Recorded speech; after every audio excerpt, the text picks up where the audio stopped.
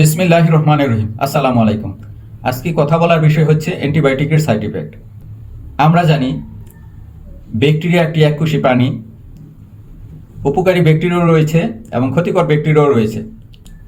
আসলে অ্যান্টিব্যাকটেরিয়া হলো এরকম কিছু ঔষধ যা নির্দিষ্ট কিছু ব্যাকটেরিয়াকে মেরে ফেলে বা ব্যাকটেরিয়ার গ্রোথকে ইনহিবিট করে রাখে যাতে রোগ উৎপাদন করতে না পারে।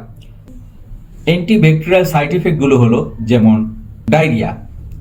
ডায়রিয়া হলে সাধারণত প্রচুর পরিমাণে পাতলা পায়খানা হয়, অর্থাৎ দিনে যদি 3 বারের বেশি পাতলা পায়খানা হয় এবং পায়খানার সাথে যদি প্রচুর পরিমাণে পানি যায় তাহলে বুঝতে হবে ডায়রিয়া হয়েছে।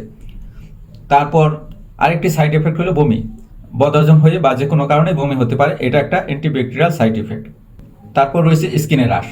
স্কিনের রাশ হচ্ছে ত্বকের উপর লাল লাল ফুসকুড়ি পড়তে পারে বা চামড়া লাল হয়ে যেতে পারে, প্রচুর চুলকানি থাকবে। এরকম লক্ষণ দেখা দিলে এটা